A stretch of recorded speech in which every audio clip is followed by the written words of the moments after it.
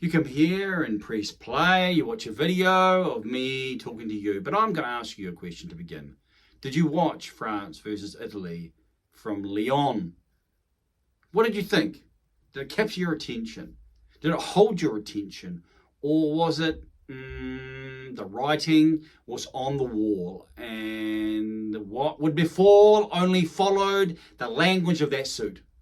In New Zealand, I rose out of my bed before 8 a.m. on a Saturday morning. Quite an early time for some, maybe not for you. No sleeping Saturday here in Aotearoa. I expected France to win.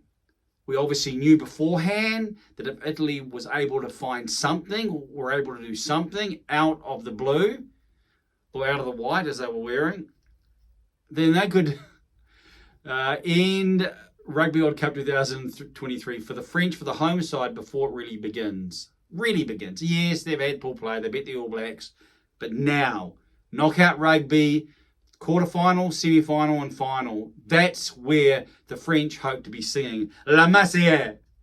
And they'll be singing it, you know that, if you've been watching Rugby World Cup 2023. So I'm saying a lot of things, a lot of detail, without really talking much about the rugby, because there isn't really much to say. 60 points to 7, the final score to France, 8 tries, 31-0 at halftime, and that about encapsulates the one-sided nature. Italy probably showed one portion in the first half, and they did score, but Marius Jonker, our handy TMO, decided a clean out around this region. I'm pretty sure there wasn't any head contact. Even Joel Stransky, who was the comments man into my feed inside New Zealand, pretty much stated he was of the opinion that it could have been given without being too over the top, but it wasn't a try, and so the opportunity to Italy to join the occasion was denied, and France just kept rolling on. Of course, Italy would score in the end, but that's only, adding extras to the side of the performance that no one really notices. Like a couple of trees in the background. Oh, you've added a couple of trees. Lovely. It has nothing to do with what went on. Oh, well. So, France, efficient, clinical, against Joel Stransky, if I can spit his name out. Pointed out it wasn't maybe as effusive as the All Blacks versus Italy. It was clinical. It was nicely tuned. I mean, who really is too bothered about what transpires when the scoreboard is so much of the one order? So, France top Pool A, New Zealand are second. New Zealand will play the top team in Pool B. We could say that will be Ireland. And France will play the second team in Pool B, who we could suggest will be South Africa. And they will be. No matter what happens, even if the scores aren't as close, they will be contests worth savouring. Irish crowd in one quarterfinal versus the French crowd in the other quarterfinal. So the atmosphere should be rollicking and rocking in Saint Denis, in the National Stadium. I believe it's the National Stadium, Stade de France. I think it is in my reading beforehand. So I won't say too much else, because I think that the French were able just to keep rolling. It was like, if you think of a wave of the sea, it just keeps rolling in.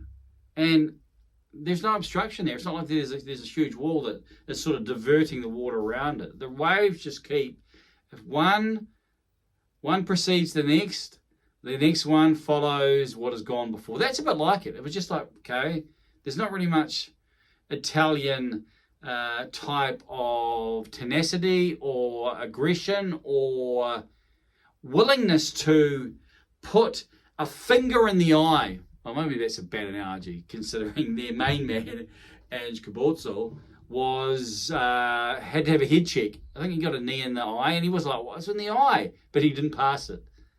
And that may be just due to maybe his memory or the moment. Maybe he did have a head knock and he didn't realise it, and so well done to the medical team.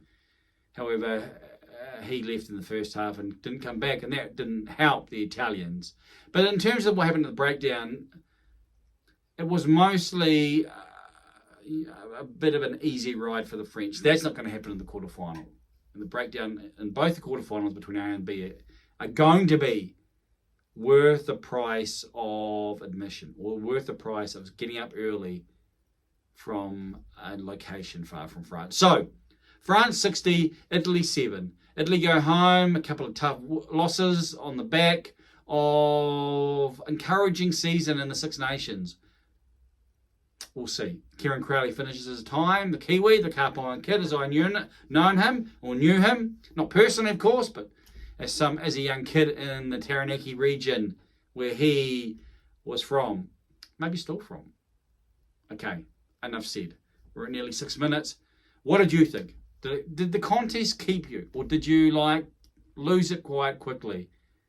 Maybe pass on some type of thinking on that. And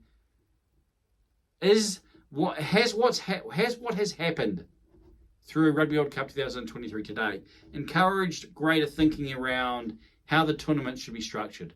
If you've read me or listened to me, I think I put it on video on this channel. I've talked about maybe having 2 tournaments, and so trying to have more teams involved but closer proximity in terms of where they're placed as much as possible. Of course, they're going to be blowouts. Of course, they're going to be significant defeats. But Rugby World Cup 2023, with its elongated version and the nature of what's happened in too many of the contests, it has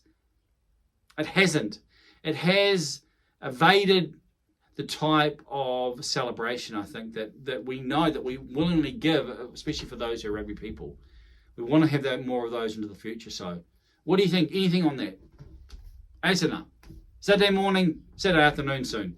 Time to do something different. What say you? I am Johnny King.